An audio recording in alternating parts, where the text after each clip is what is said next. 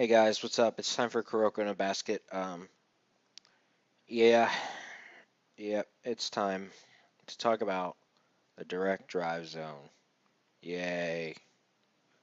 I don't know if you guys know this, but if you pause at the right time in the opening, you can see a direct drive zone in there. Um, it's in the words, like when they start doing the words at the end, it's in there. I figured I would tell you guys the op- after they show it, just in case it would spoil anything for anime only watchers. But I noticed it very quick because I saw a bunch of words scrolling through, and then I decided to like go frame by frame, and I saw that one in there. I just thought that was interesting. But um, yeah, let's talk about this. Now I'm willing to talk about Kagami. I kept my mouth shut because I didn't want to go like ballistic on Kagami because it was sort of a spoiler then. Now I can at least show you guys why the fuck why Kagami, when he is on the court, is the worst character in this entire series.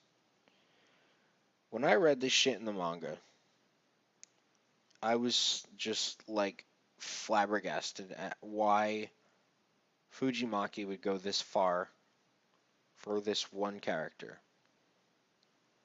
He's suddenly able to open up this door after people are cheering for him. Like, what kind of fairy tale bullshit is that? Like, come on, Fujimaki. Ugh, like, seriously, that's some fucking Naruto fairy tale Nakama bullshit. I don't know. That's just what it is. Um, I, I, I cannot believe you. I know.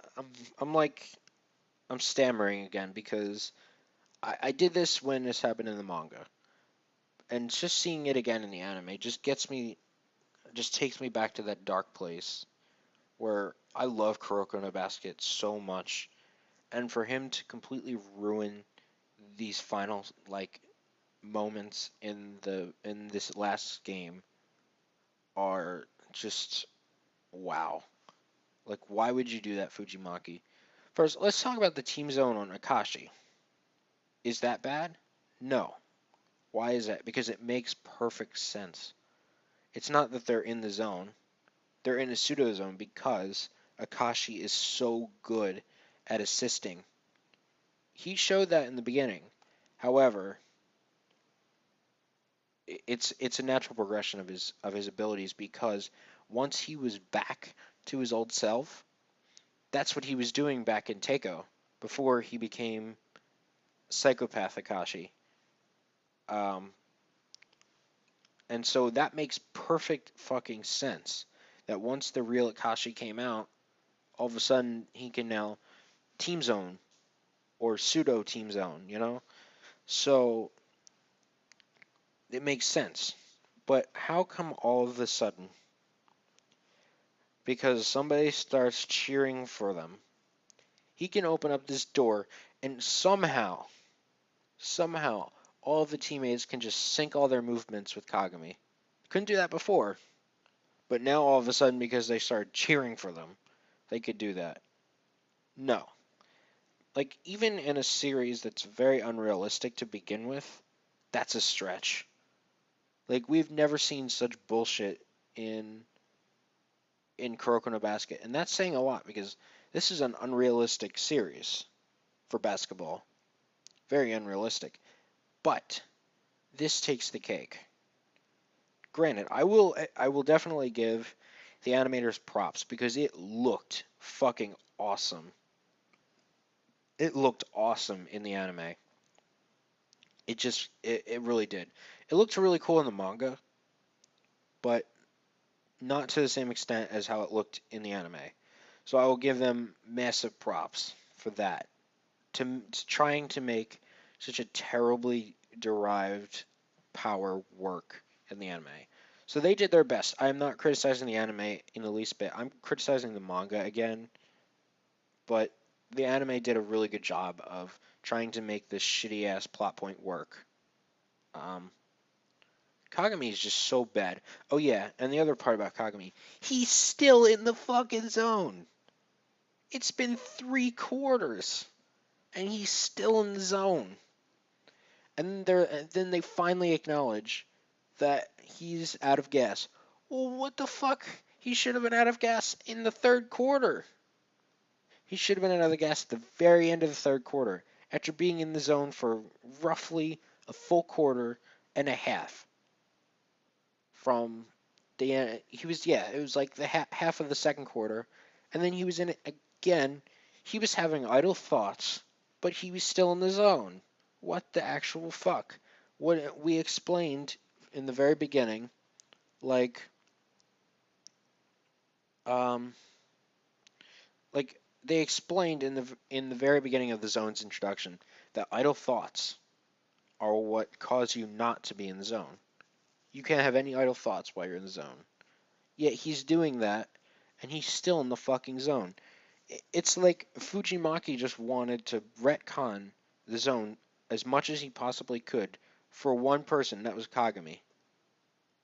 Um, Again, here, like,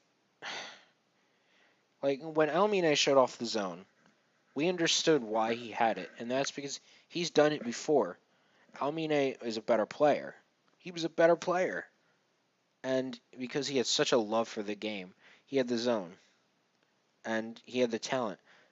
Kagami was not so. And then, I mean, granted, he was very talented, a very good player. But why is it that when Almine shows off the zone, because he couldn't do it before because he wasn't having any fun, he was playing around. But once Kagami was giving him a challenge with that bullshit animal instinct, all of a sudden he can go into the zone, which is fine. Makes sense. However, why is it that when he goes into the zone, all of a sudden now Kagami can do it too? For no other reason than because Kagami. And then against Yosin, he just kind of goes into it. Just because, fuck, why not? He's trying to rely into the zone. The second he stops relying on the zone, he starts relying on the zone. What the fuck? And then Rakuzan. I'm so glad he didn't use the zone in the game against Kaijo. And back when I said why this was one of the better matches, this is why. Is because he didn't use the zone. There was no zone bullshit in that fight. That battle, whatever. In this match, he used the zone for roughly 2.5 quarters. 2.5 quarters. And he's still going. They were on their last legs. All of a sudden, he opens up this proverbial door, and now they're all okay. Yeah, that makes perfect sense, doesn't it? No, it doesn't. Of course it doesn't make any sense. It's fucking stupid. So, what I'm trying to get at here, guys, is I know I can't make this over 15 minutes, so I will stop eventually. Um, what I want to say here, guys, is that this is just terrible. But to the anime's credit, to the anime's credit, they tried to make it work. Now is doing Akashi is doing what he can to keep this anime alive. Um, he basically, I like how he was able to counter the Quasi Emperor's own or Quasi Emperor's eyes because he's now relying on teammates. Kuroko, yeah, let's talk about Kuroko first off. Kuroko's Quasi Emperor Eye is a perfectly natural progression of his abilities. It is. Because that's all what he has been focusing on this entire time. Misdirection is all about studying your opponent and learning how to and studying sleight of hand, etc. Misdirection, the vanishing drive, all of this is studying. And Kuroko is a very studious person, or whatever the word is. And so, honestly, it's perfect progression. Kagami, no, fuck that. I need power. Give you power. Kuroko is not like that at all. He has to think. He always has to create. more ways for him to be useful on the court. And that is why I like Kuroko so much. Um, that's why I think he's a great protagonist. He's unbelievable at certain points. Kagami fucking sucks on the court. Off the court, he's very likable. So at least he has that going for him. Akashi doing what he can do. Um, I do kind of like the team zone thing because it worked with Akashi's natural progression of abilities, and just simply how um, they were able to move better thanks to his perfect passes, etc. Um, so that's it. I mean, Seiren's down, but do you think they'll come back? I don't know. I guess you'll have to wait for the final episode. So thank you guys for listening to my incessant rambling, my incessant whining, if you want to call it that.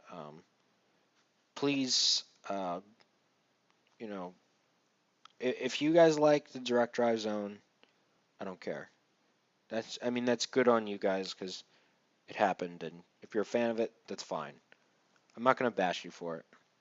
If you like Kagami for the freaking crazy power ups, that's fine.